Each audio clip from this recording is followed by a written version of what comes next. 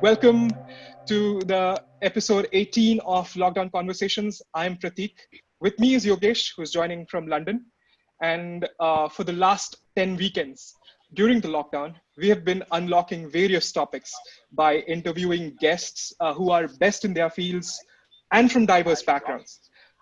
Our goal is to unite and inspire, but at the same time, we feel super kicked when someone goes and researches on one of the topics on their own and comes back to us saying that it was lockdown conversation that helped me that. So we are, and then that's how we are motivated to come up with different more topics and come up with like great speakers.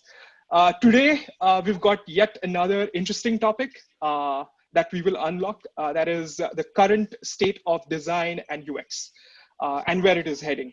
It happens to be one of my favorite topics because, I mean, as a growth marketer, a product marketer, I need to focus on the most important stack within marketing, that is design.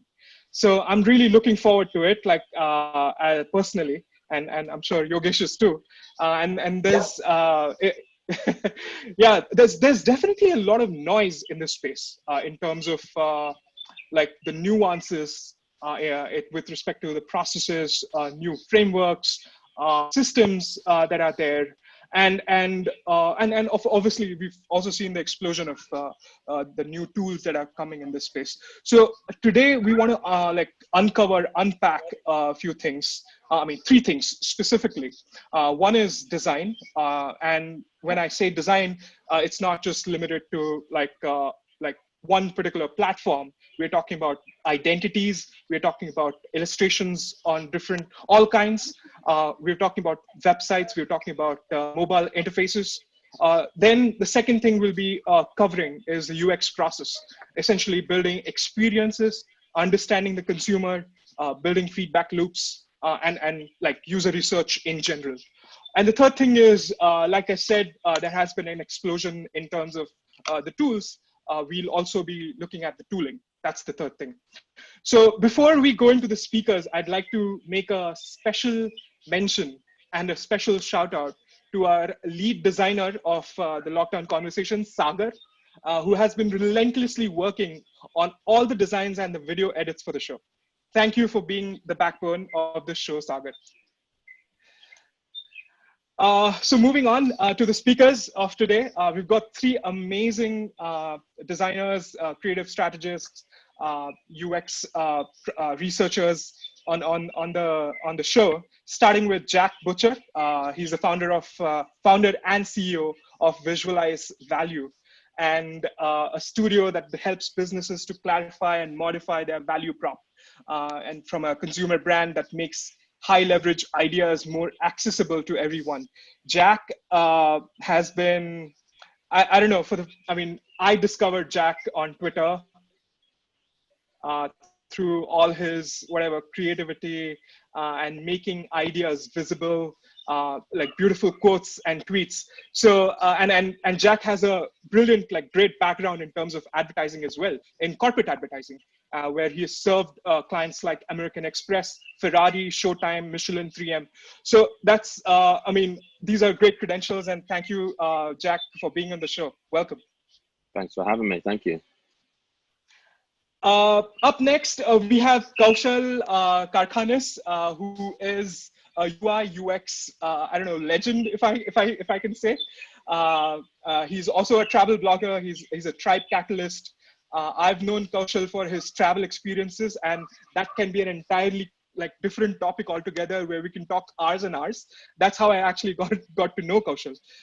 He's someone of a creative polymath, believes balancing wisdom with beginner's mindset, and that's what I like about the process, his process specifically.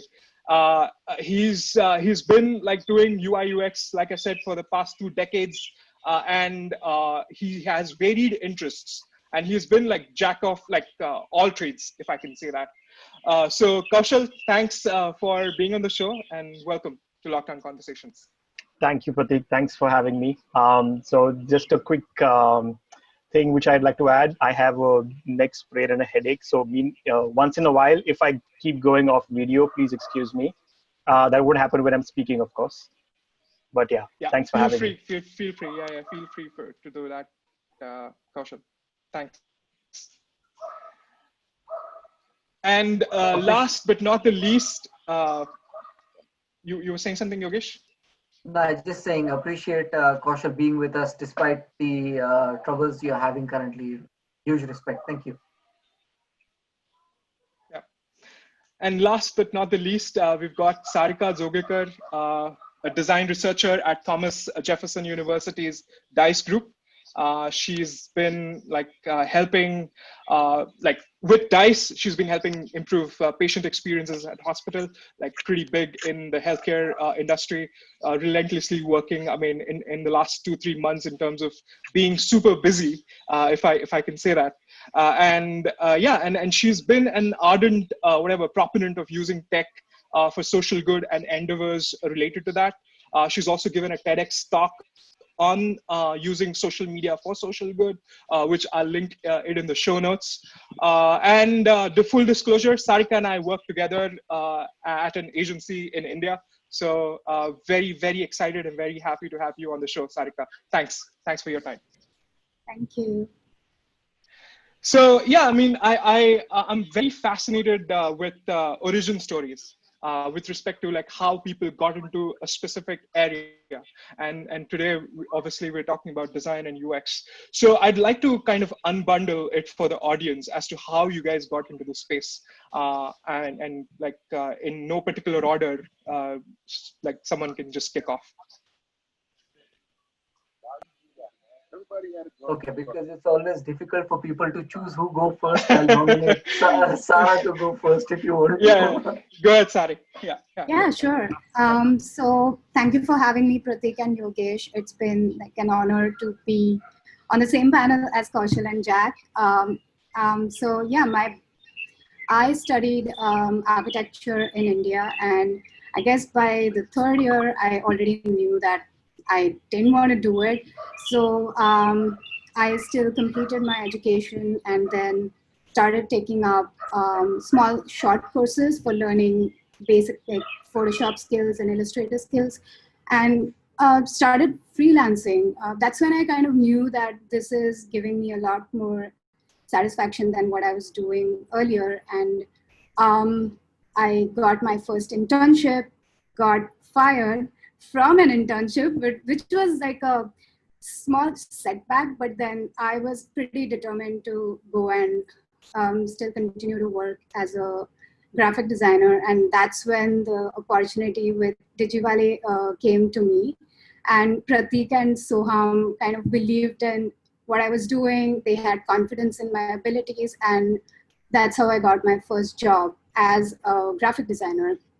And that experience kind of led me to meet Sagar as well as Harshada, and they were my first mentors in graphic design. And as I worked there, I realized that I got a lot of questions about why was something done, what was the strategy behind it, and why are we making certain decisions. And those questions kind of led me to find UX course at Philadelphia.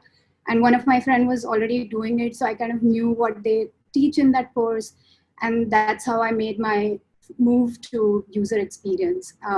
It was an eye-opener. I never thought that this is a field that I would be interested in, but because I was always interested in graphic design, excuse me. But coming here was like a completely new experience. I understood that architecture is not too different than user experience. It's just that in architecture, we're creating in the, like designing in the physical spaces, and in user experience, we're designing mostly in the digital spaces. And well, my interest has always been in social innovation. That's what my thesis was. That's what I spoke about at TED as well. And I landed my first job in Thomas Jefferson, which is a hospital based in Philadelphia, and working there as a design researcher for the last 2 years. And really, really happy that I'm getting an opportunity to make an impact and help people make a difference, because that gives me a lot of motivation to continue to do the same work. Well said. Over to Kaushal. All right, that was great listening to your story, Sarika. Um, so with me, I think I have always been what I would call a design generalist.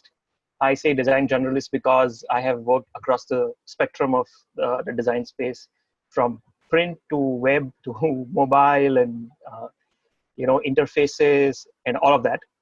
And I think uh, how it changed was while I was building interfaces for. So I don't know how many guys out here are familiar with things like skinning, but skinning is where my love for interfaces grew. So for those who don't know what skinning is basically creating mods or modifications for applications. It could be something like a Windows Media Player. It could be a Winamp. It could even be something like Lightstep, which does desktop modifications. So that's where my love for user interfaces was born. My inspiration for that was something called the Skins Factory. So if you look up the Skins Factory, it was one of my influencers, if you may, which led me to form this love for interfaces and creating great UI. UX as a term, even design thinking and all these things. I mean, to me, so I've never been formally trained in design. It's something which I have built organically.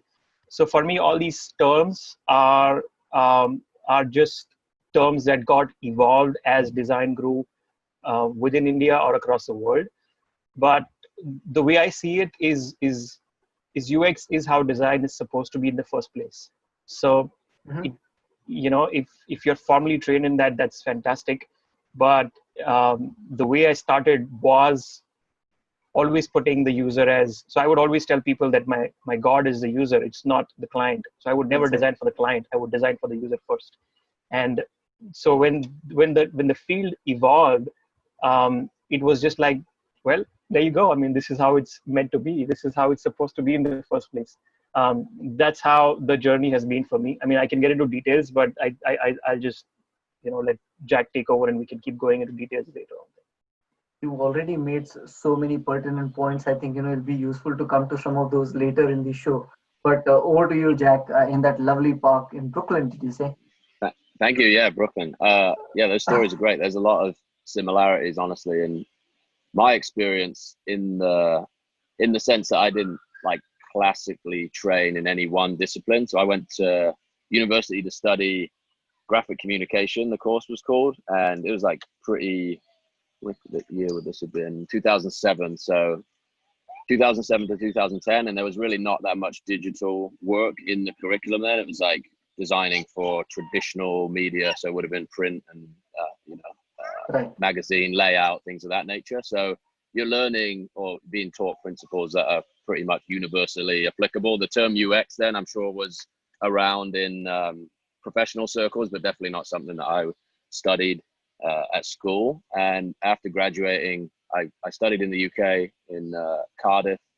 And after graduating, it's a long story, but the short version of it is had some friends that were going to New York for like I would say a hybrid between a holiday and like trying to get some part-time work to support their holidays for 3 months. And I was like, okay, I'll go with them, and just applied to like 200 jobs on Craigslist, which if you're not familiar with that, it's like a classified ads site. Just scroll down every single listing with the graphic design in the title and just fired out an email to say I'd love to get some experience in a professional environment while I'm out in New York for a couple of months. And one person got back to me. I was like, yeah, I'll give you a shot, come in and we'll talk about it. And that was kind of my introduction to professional design, but it was pure play advertising, really. We're doing stuff for Ralph Lauren and some little boutique businesses in New York, little brand stuff, and did that for a couple of years. Came out of the traditional space, started like working for a big agency that does a lot of digital product and building like big digital ecosystems. That's where I was like first introduced to the idea of UX and UI and like product design. bounced around. I must have had 8 or 10 jobs in New York. Just kind of got bored after every 6 months and moved and did something else. And 3 years ago, decided to start my own agency after I think gotten enough exposure of the economics of an agency. It took a long time to get to the point where, you know, you're part of that conversation. And then when you become part of that conversation, I think there is a little bit of arrogance as a creative where you're like, well, I'm doing the work. So, you know, I'm sure I could figure out a model to deliver this more efficiently and keep more of the upside. Kind of arrogant and maybe not true in the grand scheme of things, because I started the agency, took on all different types of work, and, you know, trying to do a little bit of this, a little bit of that, a little bit of video, a little bit of content, a little bit of product, and burned out really quickly. After about 6 months of that, decided to focus purely on this one part of the process that I think I'd honed through all of those different working experiences, which is this idea of making an idea tangible. So as I was listening to the other introductions, the idea of like the UX or the UI of a business model or an idea is kind of where I landed in this whole journey. So it's not necessarily a product that you're building, but it's how do you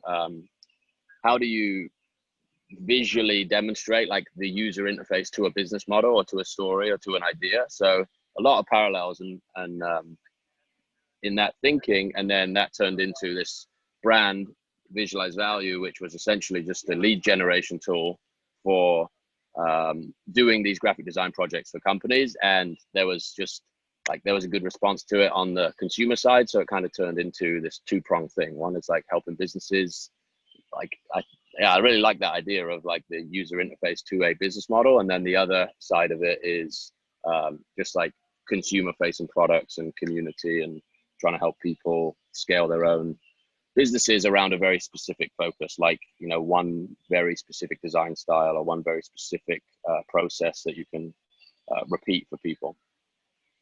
And that's what I'm doing now. That's interesting to know. You know, we've got many people who've joined on the chat today. Some of them come with rich design experience, and some of them I believe would also be starting out in this field. So I'm going to start with a really open but a high level question. What does design, and good design at that, mean to you? You know, just if you could sort of deconstruct that mindset for us, please. Who's going first here? You can go now. All right. Okay, so for me, I think it's, you know, and there are people that have articulated this in a much better way than I will, but I think the Dieter Rams principles still hold true, right? This idea of good design is as little design as possible. It's this exercise of organizing information and reducing the superfluous,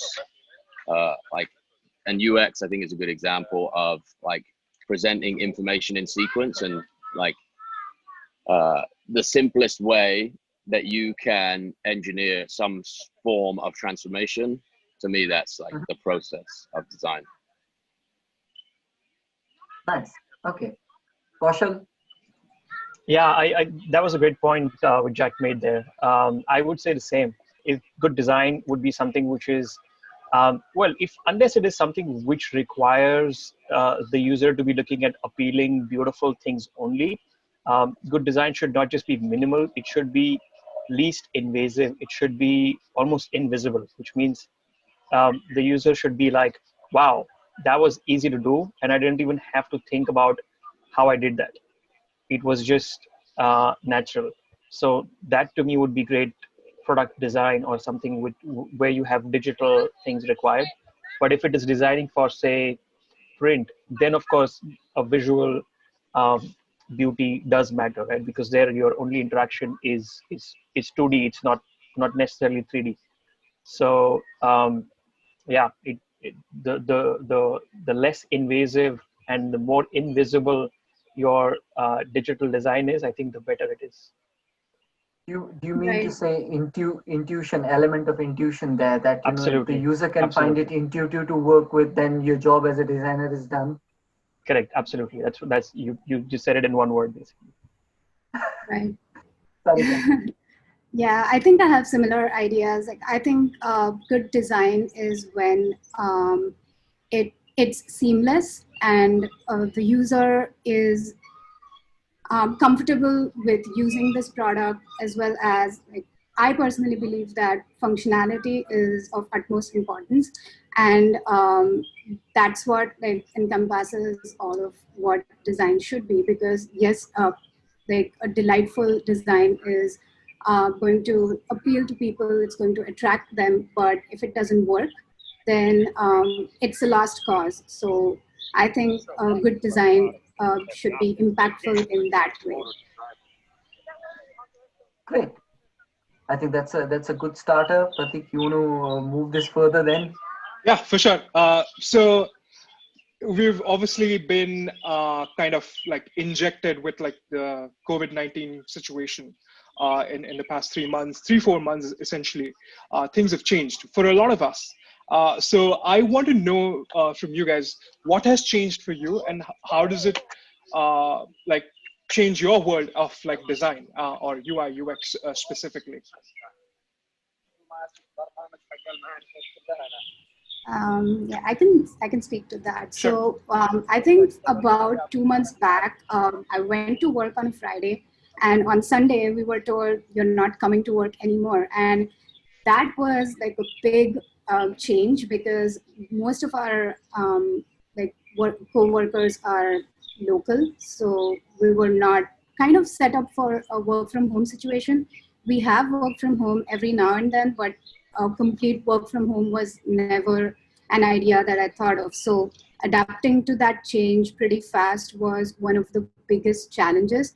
And adding to that, considering we're a hospital and we were quickly responding to many design changes that were required within hospital setup, we were like working days and nights to complete certain like design interventions that are required in taking appointments, helping people find out if they have any symptoms, so setting up chatbots and everything. And it was like kind of challenging at first to communicate with coworkers and to share ideas. The fact that we always have collaborated in person, um, to switch gears and start collaborating online meant that we had to change the way we communicate as well.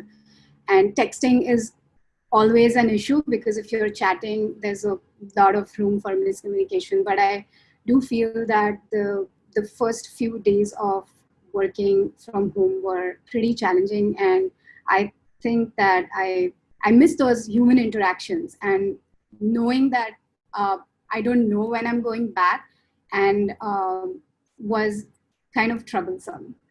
But at the same time, I think there are less distractions. You have a lot more time, and you can organize your day better. So that has been an advantage of working from home. In terms of design, we have over time learned what are the new methods that we can use, what are new software applications that can help support our causes, and how can we continue to work with hospital staff and the clinical staff without having to go to work. Good. So That's thanks for that, Sarika. Any differences you've seen, Kaushal, Jack, in terms of how this situation has changed your work essentially? You want to go? Yeah, sure. I'll go for it. So I think, I mean, I'll put it this way. I think, Pratik, you know me more as a, or first maybe as a digital nomad, right? And then the designer and whatever. Half the people Yes. don't even know what I do. So for me, what has really changed is nothing, because this is exactly how I've always been working. Whether it is in Bombay, whether it is in Goa, whether it is in Brazil, it doesn't matter where I am physically. What goes on. In fact, what I could not do for the last 10 years, or what I've struggled with for the last 10 years with my clients, where I have tried to train them to not ask me the question where I am. That's something which the coronavirus has actually managed to do brilliantly for me, which is I mean, this is, I'm not disregarding, or this doesn't mean that I'm, you know, uh, doing away with the harm that the virus has done. But along with that, it has also created new opportunities, which means that Yes. now working from home or working as a digital nomad will no longer be looked upon as, wow, how do you do that? But more as, that's how things should be done. Like I said, even UX as in within design has come as a, this is how things should be. In the same way, though, the way we work is changing drastically, and I think it's going to change for the better in the future. So at least when it comes to me personally, nothing has changed. Right. Yeah. How about you, Jack? Similar situation. Yeah, similar situation for me. So I've been working with clients and building the business without any sort of physical dependencies. We have an office in New York, but we obviously haven't been in there for close to 4 months at this point. Hasn't changed a huge amount on the client side. One of the things I think that has been drastically different is the amount of exposure on the product side in the consumer facing brand that we're building. There's just so many more eyeballs online, so much more time spent online. So the audience that we've been kind of interacting with on the consumer side has grown pretty drastically over the last 3 months. And we built a couple of products that one of them is it's a curriculum. So it's a design course. And just the fact, I think, that people are stuck at home with time on their hands to, pour into whatever endeavor they want to pour it into. We've seen some like really great uptick in activity on the product side there. And yeah, they're really, we don't have a team of any size, just me and my wife. So we're fairly self-isolated by choice before this happened. So it hasn't been a huge change on the lifestyle side, but yeah, it's been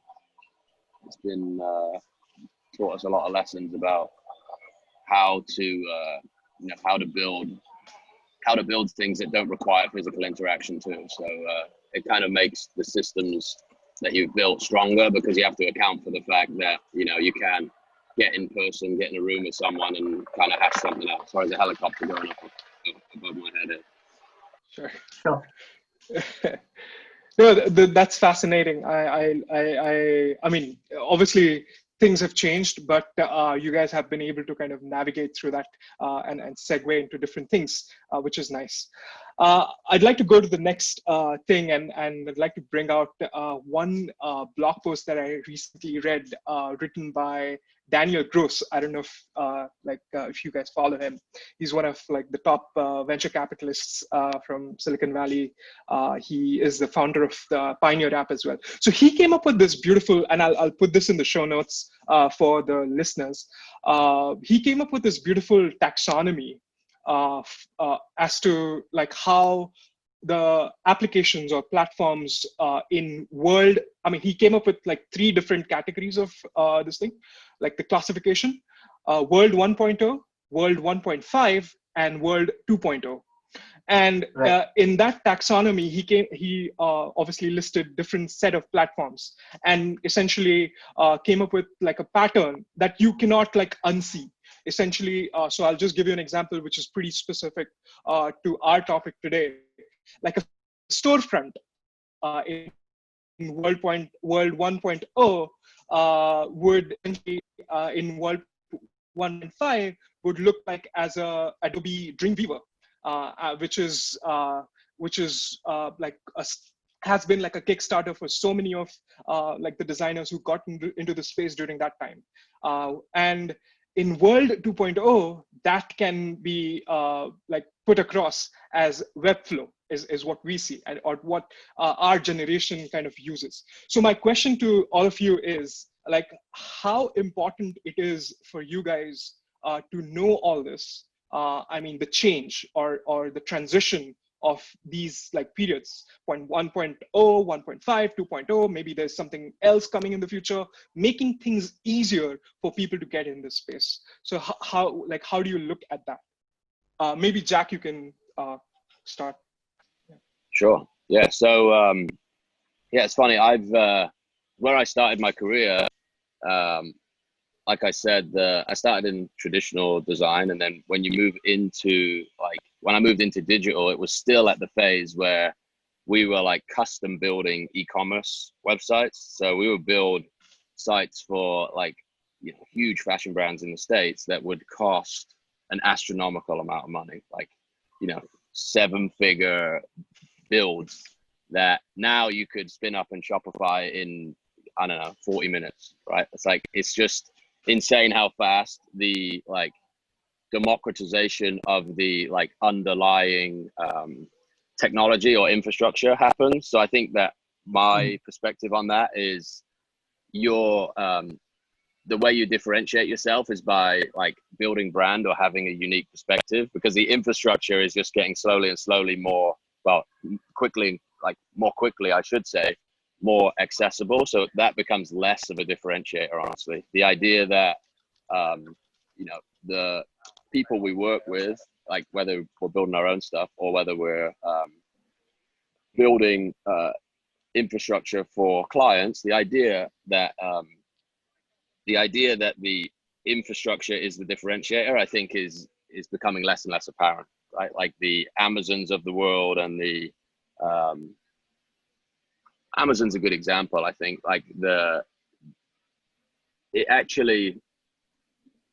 design is almost becoming centralized to the point where who you are and what you produce and what you sell is more of the product than the thing you build to sell it. Does that make sense? Mm-hmm. I think that's a powerful trend, and I think a tough spot for a lot of designers, because so much of what we study and what we get good at can be it can reach a point and then get to this democratized state where everybody can leverage it, use it, license it, and build on top of it. So I think there's just this chasm of you're either working on the infrastructure that you license out to scale, or you work on something that can be built on top of the infrastructure. It's quite an abstract idea. I'm thinking through it as I'm talking this, but your question, that's what it makes me think of, is just the accessibility of these tools is so crazy at this point. When I was starting my career, building a responsive website in a day, it would just, someone would be like, you're absolutely off your head, suggesting that that's possible. I would design 90 PSDs to build one page of a website and spend weeks and weeks and weeks, 16-hour days. And now that's something that, you fire up Webflow and in a couple of hours, you can have that built. And that trend is going nowhere. Totally. I think, Kaushal, you might be able to relate to this pretty well, with respect to how things have changed, and you've been there in this area for pretty long time. So what do you see that, and where do you see this going as well? Sure. So you're right. I mean, I've seen the era of the internet where we had I don't think Jack would even know about this, but in India we had these shell accounts, which would mean that you had text internet, which was just some people might know it as BBSs, Bulletin Broadcasting Systems. Yeah. Before the internet evolved, there were these intranets, which had which only few people with membership could access, and then came the internet. So from a textual internet, we evolved to what we are today, and from basic HTML then to CSS, and now having these complete frameworks which you can build on. I think it's this constant, I would say, curiosity that keeps you from getting redundant or getting left behind. In fact, every day I wake up and I feel like I'm already behind. So I mean, things evolve so quickly these days that you can never say that I'm a great designer. I'm just a designer that is learning and trying to get better than I was yesterday. I don't know if that answers your question, but just if you could rephrase your question, is it about how do you keep upskilling, or? Yeah, so essentially we've seen the transition of different eras, like different applications in different eras. So how do you keep up the pace? That's one. And obviously you scale your own services or your own whatever offerings based on that. And like based on what trend you've seen, what you might see, let's say in the future, because you've also involved in product design specifically. Yes. So I think going forward, designers, pure play designers, when it comes to creating web apps or anything digital interaction, would probably be redundant. When I'm saying redundant, I'm not saying the designer is going to be out of the equation, but people will have to be either complete generalists or so specialized that no one tool can just completely replace you, right? This is just my POV. I mean, maybe I'm completely wrong, but I think that's because there will be some things which will keep evolving so much that you can't keep up with that pace. Because right now there are so many technologies, there are so many frameworks out there. Even I may not follow all of them, or even be aware of them. So I think it's all about just, the real answer is just curiosity. I'm always eternally curious to just, keep figuring out how do I deconstruct this, learn this, and then grow. That's just my take. Nice. No, that's well put. Curiosity, that drives everything. Sarika, I know for sure that, I mean, you've worked in India, this ecosystem, and you've worked there as well, like in the US, and you've been working on that side. So, I mean, like, how has that changed? I mean, we're talking about different platforms or different eras, but here you're also changing geographies. You're changing ecosystem yourself. So how has that change been, and how important it has been for your learning and curiosity? Right. I would definitely say that I was not as informed or curious, if I can put it in any, I cannot put it in any better way, about how I can learn and improve. And the moment I came to US, and literally during my first 6 months, when I realized that we were given assignments and we just had to do it, but then no one was telling us what to do.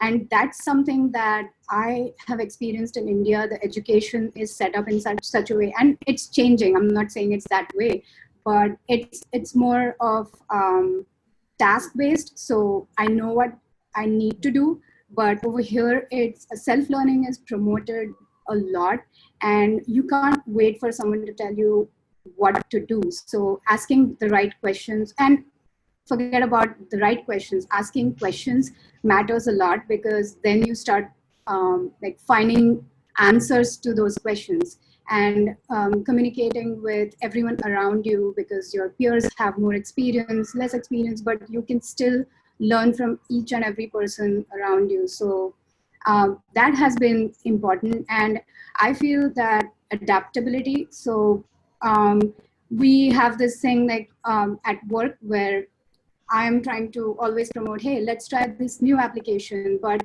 does it really limit learning if you don't have a certain application? So I feel like I have seen myself developing in many ways in terms of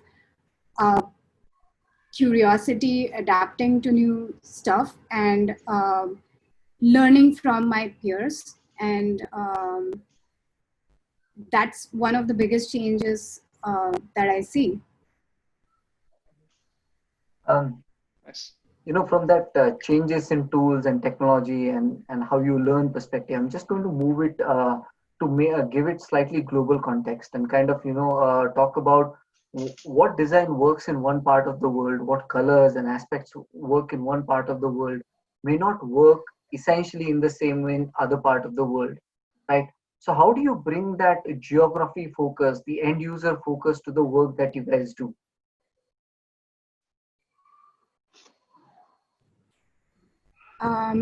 Okay, so again, being in a different country is in itself exposure to a completely new culture and a completely new experience that you've not known before.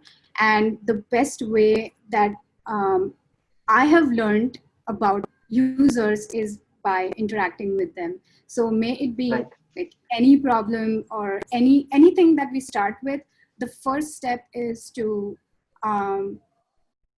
ask questions to the actual users, and they can be anything, to learn about their motivations, their goals, what are their pain points, and that helps you empathize. And I know it's like a term used very often, but it is true, because especially with healthcare, I the first time I was asked if I'm interested in healthcare, I had no answer, because I had not explored American healthcare system. And the moment I started working, I used to have many questions about terminology, about the concepts, about what's happening around me. And what helped me was to just go out there and speak to the clinical staff, to the nurses, to patients, and that gives you an insight like no other. So I would say that whether it's in any other country, in US, wherever you are, and whatever problem you're trying to solve, the most important thing is knowing who you're solving it for and speaking to that person or those users. Nice. Well said. No, well said. Yeah. I'd also, I mean, being in a similar situation, Jack, you've just crossed the pond. But it still is a different world, like UK and the US. So how has that kind of changed your mindset, and like, what's your approach been? Yeah, so I think this is a interesting question. It depends on the way I think about it, or the thought that it brings up in my head is like, if you're working at an agency or you're solving a problem that, you know, you're prescribing a solution to a problem that someone else has, then your job is to empathize with the end user in that scenario, right? And figure out what that person needs, how you can get them from where they are to where they need to be. That makes total sense. I think one of the things that I have experienced in the last year or so is, if you're like, you know, say you have a side project that isn't restricted by a physical location, or you're making something for somebody that could live anywhere, then the work you produce becomes the filter for that type of person. So it's kind of the reverse version of that, the reverse version of that equation, if that makes sense. So you're producing work, and creative constraint in the case of what I've been working on has been like, you know, choose a very, very limited set of creative parameters, and then that forces you to be creative in that context. So if for anybody that hasn't seen the project I've been working on for the last year, it's just a black and white geometry and typography as the creative constraint. So the input is an idea, or, you know, something somebody said, or a concept, and you force yourself to articulate that with the restrictions that you've imposed upon yourself. Then when you put that out into the world, the people it resonates with are attracted to it, right? You have a different approach to building audience. You're not appeasing a group that you've been told to you know, meet the demands of. You are creating demand. So it's the flip side of that equation is almost makes it your job easier, right? You make stuff and you figure out who it resonates with, and then you keep doing more of the things that resonate, as opposed to you know, finding somebody with a problem and then iterate until they're satisfied. Does that make sense? Yeah, totally. And since you brought that point up, and I'll go to Kaushal and talk about the remote aspect as well, because you've been a digital nomad.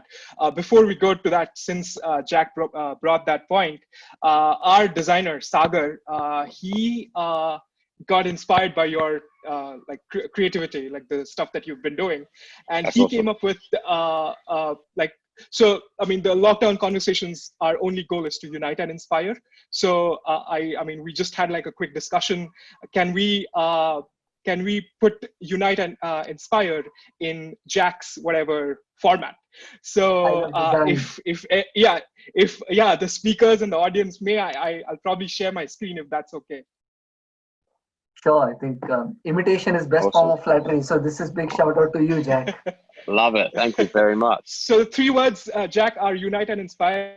I'd love to get a feedback on this. And he's created 3 kind of designs. Okay, let me. Awesome. Are you able to see? I've got the spinning. Ah, here we go. Here we go. Now we can. Awesome. Yeah, I can see it. Yeah, this is superb. This is one. So he came up with 3 options. This is one. This is the second one. It was basically unite, coming together and then inspiring. And this is the third one. They're very cool, man. Very talented. That's awesome. Yeah, awesome. So I think he's there on the call. So yeah, he's already got big feedback. thumbs up. But yeah, great stuff. Yeah, big thumbs up. Definitely. Awesome, man. Nice work. So yeah, that's cool. thanks a lot, Jack. You obviously inspired us, like so many people. Yeah, coming to that question, Kaushal, I don't want to miss out on that. So these guys have definitely traveled. You've traveled too, but most of your work has been remote. So how has that like kind of changed working with like different set of clients in different set of countries?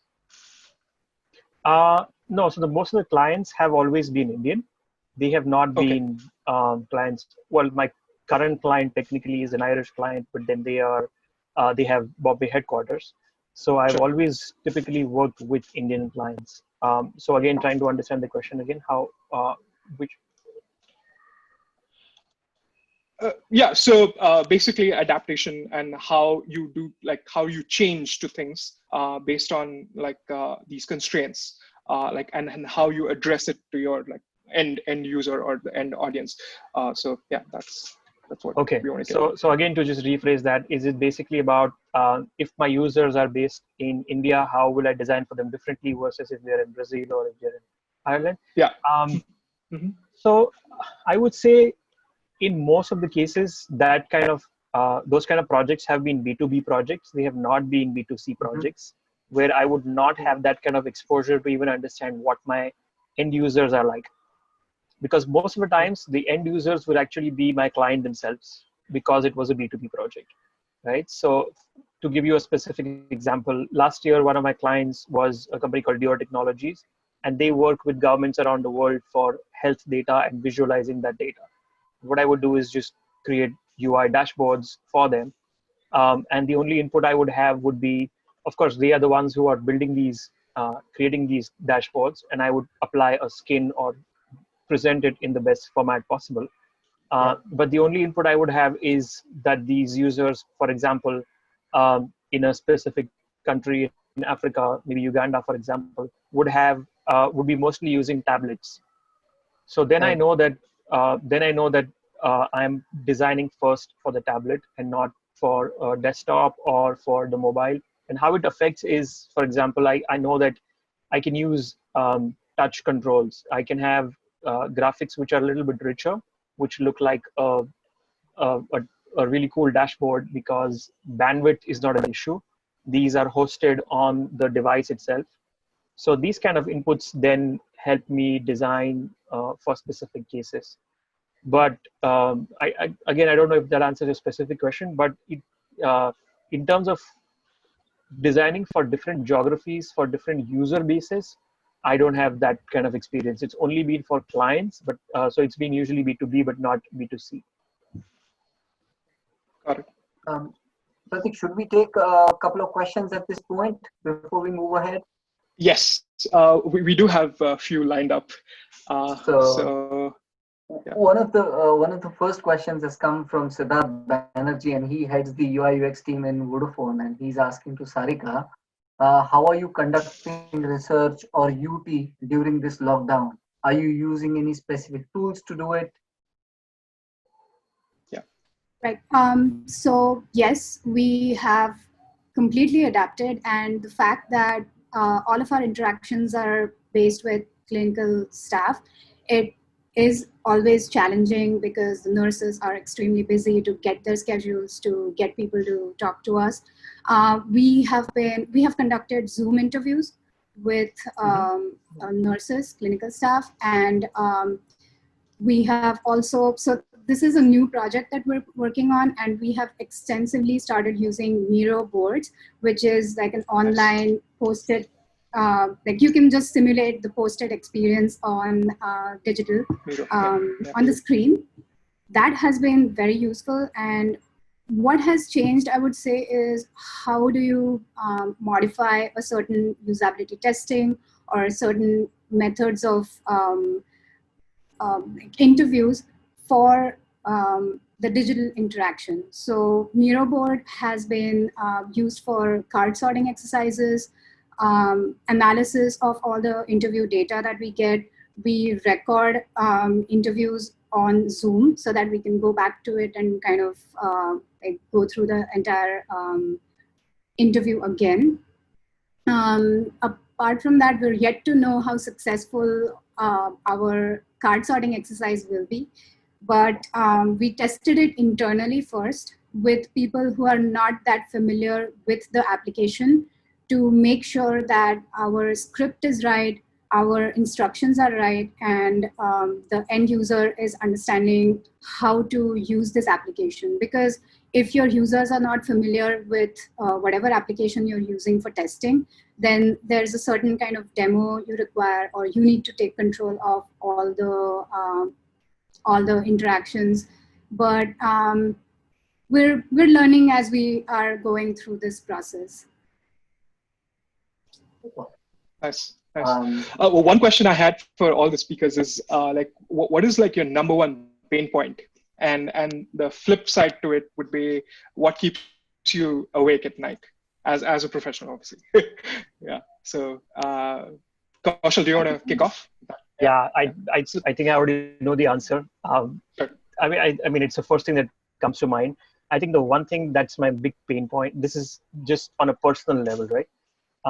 Is the fact that I can't code, which means in UX terms, I can work across the UX space as a designer, as a, I wouldn't call myself a researcher. I'm not in that space, but for everything from the concept to the testing phase, that's all great. But the one thing I can't do is code.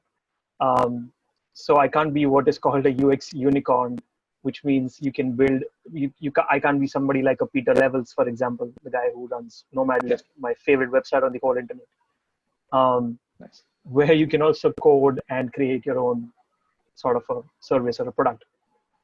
So yeah, that's what keeps me up at night, and it's my major pain point. But I'll think of professionally if there is something else. I think professionally it would have to be the different screen sizes. So when you are, yes, you can try to make something which is nearest best to a certain type of device. But as device sizes start merging, because now you have this phablet, now you have a tablet, and you have, so you have so many different types of screen sizes that it's sometimes very difficult to figure out that this is how my design is going to look optimally best on a particular user's. Yeah, those are my two pain points. Sure.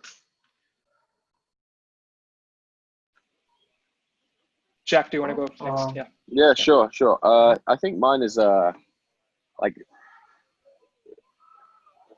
the most difficult thing I think is. Oh yeah, can you hear me? Yeah, we can. Better. Yeah. Mm-hmm. Good. Yeah, I think the biggest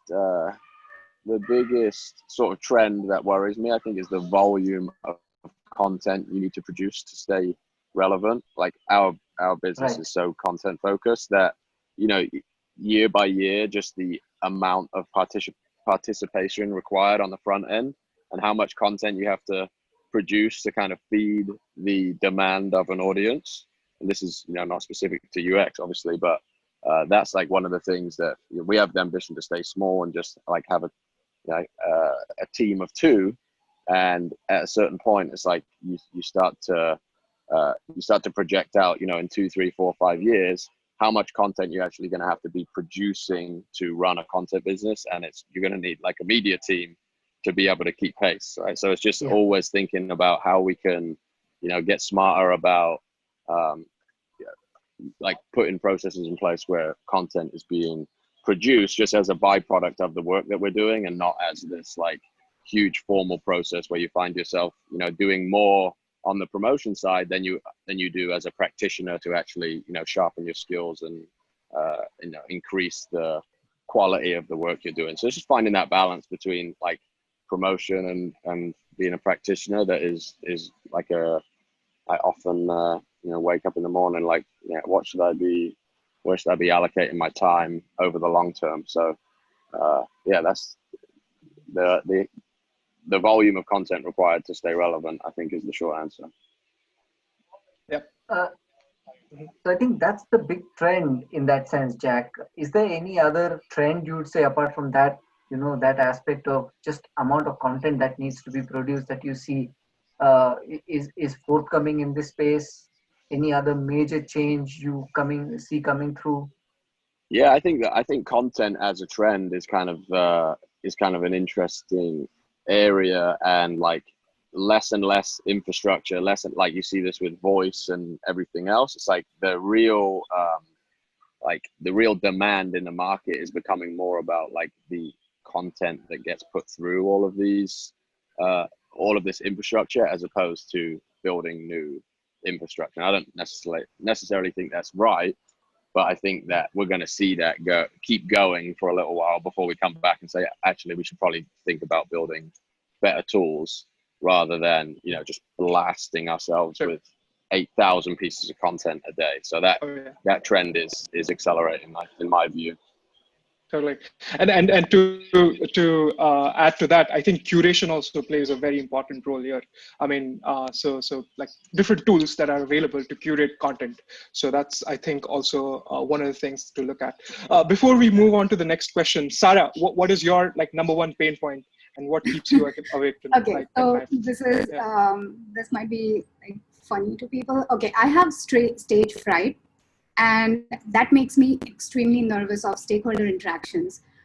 So anytime I need to present my work, and it's kind of like against the nature of work for a user researcher, because every time I have a new concept, a new idea, a new product, I am expected to present it. And having stage fright is kind of nerve-wracking. So I need to be tactful, well-prepared, have my notes, and kind of be also prepared for the kind of questions that might come from the other side. So it's not just what information I want to present, but anticipating what kind of questions might be asked and prepare for that as well.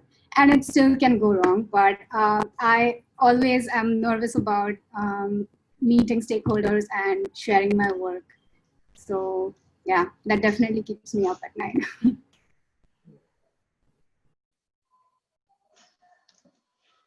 Great. So we still have a few more questions. We are short of time. We can probably take a couple of more questions, and then we can do the closing. Shall we look at some from audience? Yep. Let's do that. One of them is about how is COVID-19 changing the UX design of common apps? Have you guys observed any change? And then there's also another question related to that. What are the design trends you foresee post-COVID era for 2021? That sort of thing. So what changes have happened now because of COVID, and what are we likely to see after?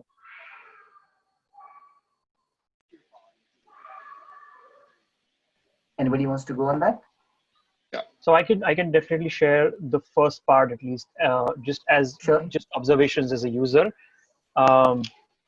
When you have delivery apps like Swiggy or a Zomato, those are delivery apps like Uber Eats, just for Jack and the other folks who are tuned in from abroad.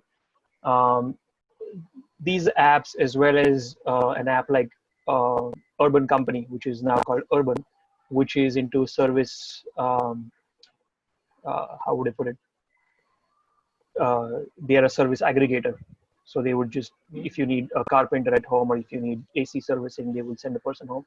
What I have noticed on these apps is the fact that they are now making sure that they are showing you and ensuring that their staff is basically taking care of all hygiene. So they are putting that out upfront, including Amazon and Flipkart actually.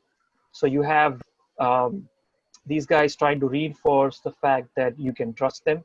So regaining trust and making sure that people feel safe is a very, very critical thing that is going to be around, starting with starting with the COVID pandemic and going forward. And if they say what, and if it's true what they're saying, that this may be one of the few such diseases going forward, then this may be the shape of things to come. These kind of things which ensure or or just tell you that you don't have to worry, we got it covered. So almost 30% of the screen is taking just showing you and ensuring that you don't have to worry, we got it covered, including doing thermal checks and stuff like that. So they are doing that quite regularly. So I'll just let the other folks answer. Yeah. Anything you want to add to that, Sarah? Yeah, of course.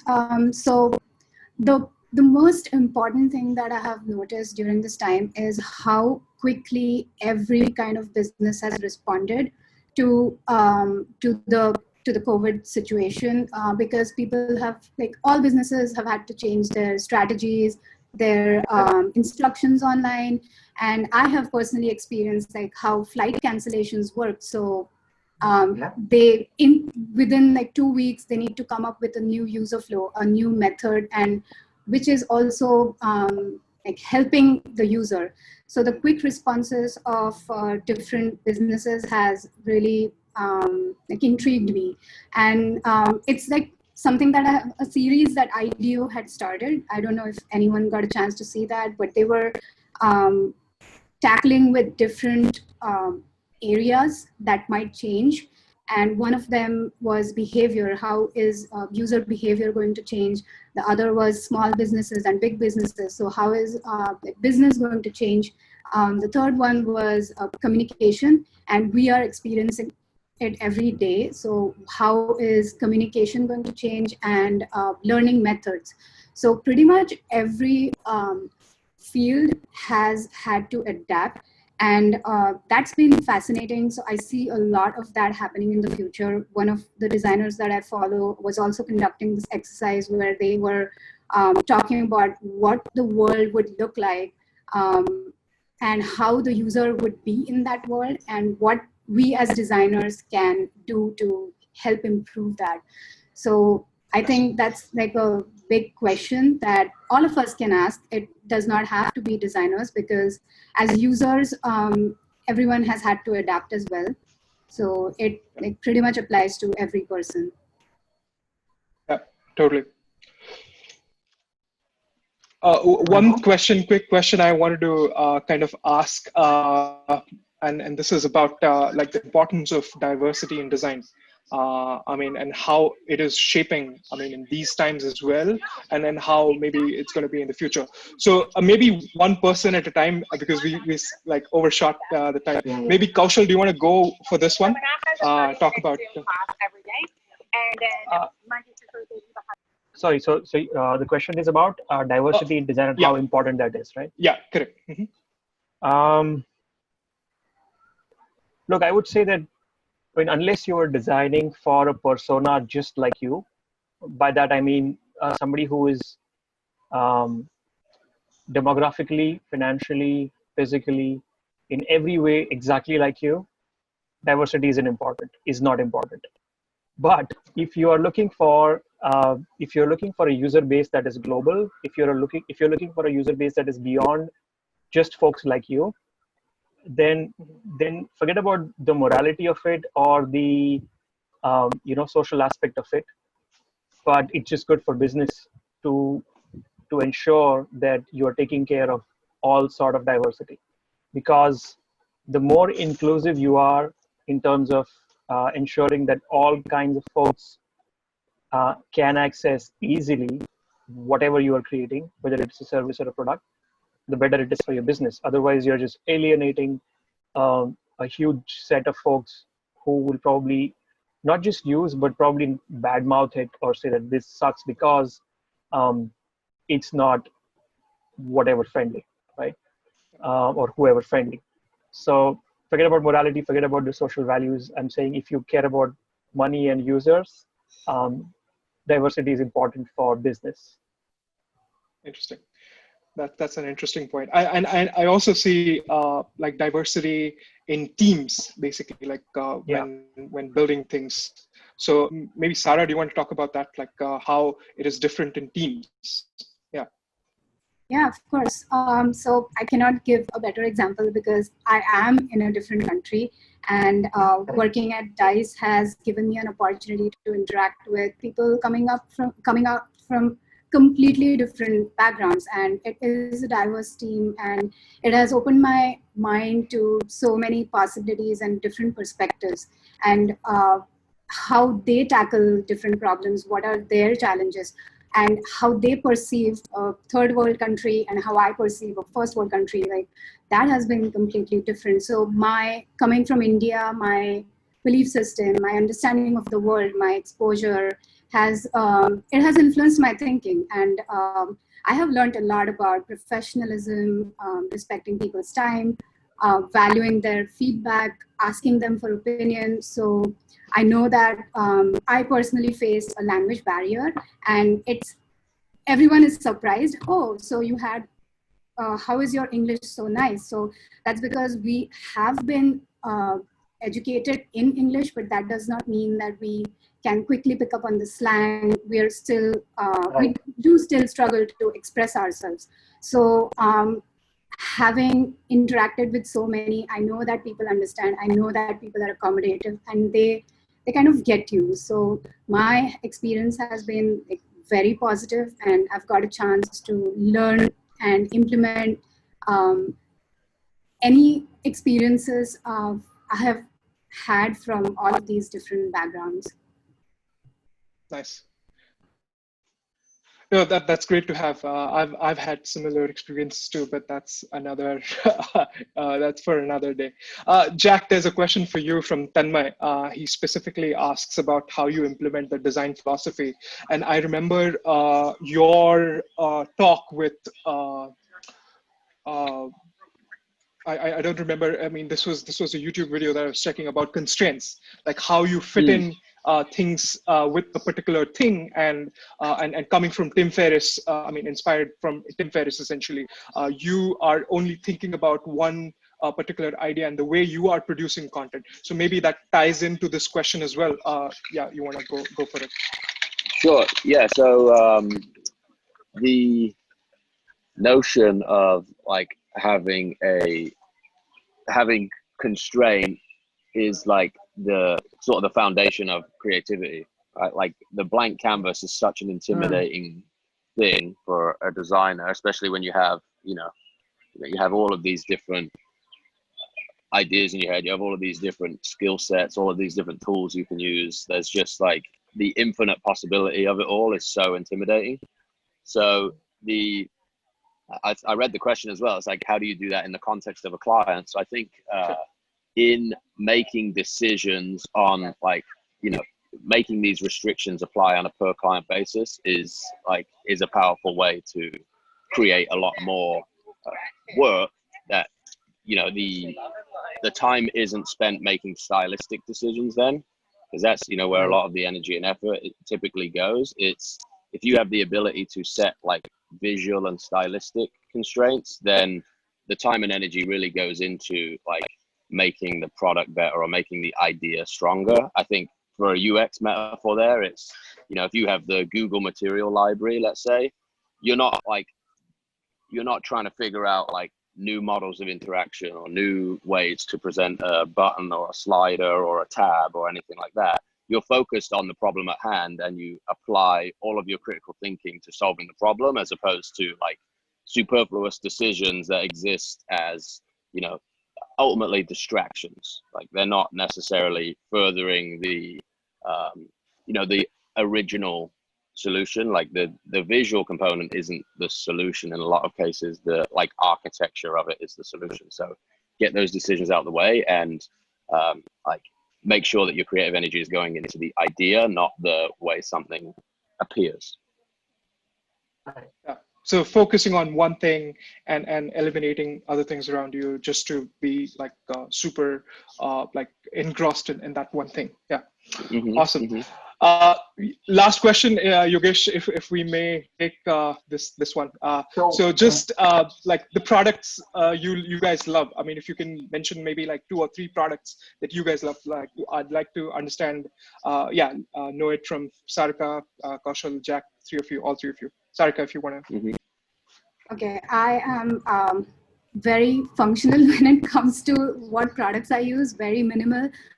Not so great at like experimenting with new products, but I love Google for all its systems, including Google Docs, Google Slides, and the Maps, because I am an avid like fan of Google products. I can say that, and I have started understanding the value of a good experience that Google is providing because we're compelled to use Microsoft at work. And then it's like a constant frustration. Why are we not using Google if it's better than anything else that exists? So I can say that I'm a slave.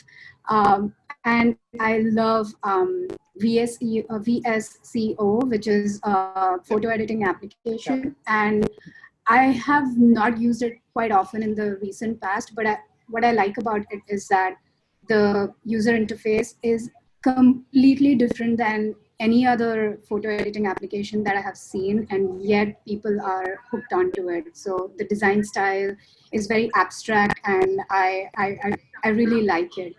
And definitely would like to mention Uber, which is again a functional app. If I want to go somewhere, I'm gonna use it. But the way that they have introduced very small iterations in design has been excellent. Like one time when I remember I was in LA, and that's the first time I got this small bulb. And it said that flash this light when your driver is here. And I did not know that. And it was like the discovering factor of all different design iterations and aspects has been like excellent. So I think these would be my choices. Nice. Thanks for bringing that up. Jack, do you want to go? Yeah. I'm gonna do 2. I have. You guys know Loom, the video recording plugin. Yeah, I'm a big fan of that. Browser app. Yeah. Browser extension that lets you just like create video and talk over it in real time, and like can track your mouse. And so we've used that to build like educational materials, give feedback, get feedback. It like gives you contextual, like people can comment on the point of time in the video and react to certain bits of the video. So that's been really helpful. And the other one is a huge one that's been like instrumental in building our business in the last year. That's Twitter. So it's just been massively just connect. Obviously, this exact opportunity, like the ability to speak to you guys, I don't think would have come about without Twitter. A lot of the marketing that we do comes straight through Twitter, and just the connections to people that you meet that would otherwise be, you'd never ever have a chance to interact with. So I'm very, very grateful for that tool. As crazy as it can be on there, if you can manage your experience right, then it's a really powerful tool. Nice. Yeah, I love Twitter. Huge fan. Awesome. Kaushal, you did mention Nomad List. I'm a huge fan of Nomad List as well. Like, but yeah, go on. So actually, thank you. I mean, that I forgot about that, mentioning that again here. I was just looking at my phone to check which are my favorite apps, and I think, in fact, Sarika stole my my answer there, because same here, because even I'm a huge fan of Google Maps first, Google Earth as well. The other Google product I love is Google Calendar. It's just phenomenal. I mean, it gets the job done so beautifully. What else was I looking at? I was looking at Indian apps. I really like Swiggy. Something as simple as when the food at Uber as well. Uber is fantastic. Like Sarika said, those small bits, like flashing the color of whatever color it shows up, and then the driver can match it. That's a phenomenal application. Swiggy, what I like is when the delivery person is coming towards you, you can actually track that, and then that also shows as a PIP, a picture-in-picture, when you are working or doing something else, which is again, small but amazing features to have.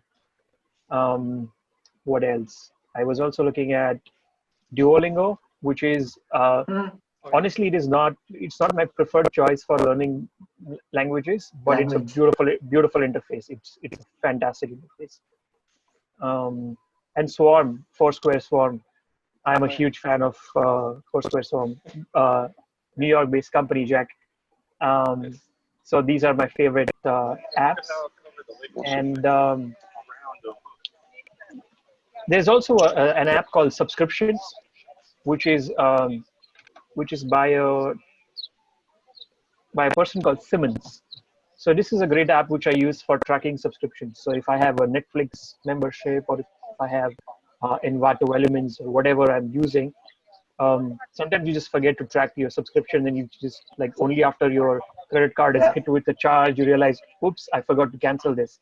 So that's a brilliant app. The best part is it's designed by this guy, Simmons, I don't know how you pronounce it, a German student, and it's completely free. I would highly recommend that. Beautifully designed. There is no, the learning curve there is so simple and it's super easy to use. Fantastic application. On the desktop, I use and love Momentum, which is what shows up when you open a new tab. And it's great for just organizing your day to have focus on your tasks. So if you have 3 or 4 tasks, it will just keep auto-focusing on the task, so that you can then say that, okay, the next 1 hour is for this task. And it has beautiful imagery. It has a clock. It has word clocks. So it's a great new tab to open up rather than a blank Chrome tab. Yeah. So yeah, I think these are the top of my mind things I could think of. But Nomadlist, favorite website on the whole internet. Yeah, definitely. Nice. Great. Awesome. I mean, I'll put all these apps in the show notes once this video is edited. Sorry to interrupt you, Pratik. Yes, Pratik, I'm interrupting you, but there was a question by somebody about your favorite UX tools, or how do I get started? And I responded to that. Resources. Sorry. But I textually responded to that, but I don't know where did that response go directly to him? I don't know, or her. Do you want to then speak that response out? That's easier for everyone then. Those were links I basically copy pasted just for the ease of. I could just paste them on the chat then. Yeah, it's probably easier. If you can paste So yeah, okay. Yeah. But please continue. Sorry to interrupt.